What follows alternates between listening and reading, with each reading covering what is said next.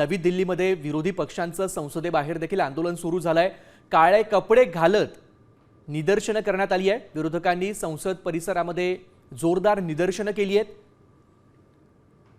विद्यार्थ्यांवरती केलेल्या लाठीचार्ज प्रकरणाला विरोध दर्शवण्यासाठी ही निदर्शनं करण्यात आली आहे। आणि आता एक अत्यंत महत्त्वाची बातमी देते। नवी दिल्लीमध्ये अरविंद केजरीवाल उद्धव ठाकरे यांच्या भेटीला गेलेत। या संदर्भात अधिक माहिती देण्यासाठी आपल्यासोबत जोडले गेलेत आपले प्रतिनिधी माधव साबरगावे। आपण बघतोय की माधव, आंदोलनाच्या पार्श्वभूमीवरती या दोन नेत्यांची भेट होते। अत्यंत महत्त्वपूर्ण भेट म्हणावी लागेल। नक्कीच दिल्लीमध्ये सीजेपीच्या आंदोलनाच्या पार्श्वभूमीवर आता विरोधक एकवटताना दिसत आहेत आणि विशेष म्हणजे काल जी काँग्रेस आणि आम आदमी पार्टीमध्ये या आंदोलनाच्या वरून एकमेकांकडे बोट दाखवण्याचा जो विषय झाला होता त्याच मुद्द्यावरून ही भेट झाली असावी, ही भेट घेतली असावी अशी शक्यता आहे। कारण उद्धव ठाकरे हे रात्री सीजेपीच्या व्यासपीठावर जाऊन सगळ्यांची भेट घेतली, पाठिंबा दिला। कारण पहिल्या दिवसांपासून मी त्यांच्या सोबत आहे असं त्यांनी उद्धव ठाकरे यांनी सांगितलं होतं।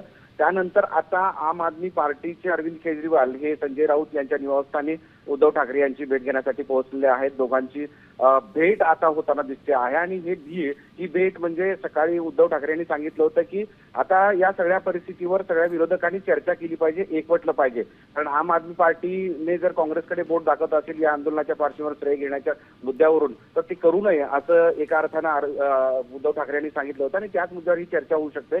आणि त्यासोबतच महाराष्ट्रातून किंवा देशातल्या वेगवेगळ्या भागातून शिवसेना असेल किंवा इतर प्रादेशिक पक्ष असतील त्यांच्याकडून किंवा राष्ट्रीय पक्ष असतील त्यांच्याकडून या आंदोलनाला, या मुलांच्या आंदोलनाला पाठिंबा दिला जातोय। आणि जी काही ऍक्टिव्हिटीज दिल्ली पोलिसांकडून केली जाते त्याचा निषेध सुद्धा या सगळ्यांकडून सध्या केला जातोय आणि या सगळ्यावर चर्चा होईल आणि असंही घडतंय की पुढच्या काळामध्ये आंदोलनाची दिशा काय असेल।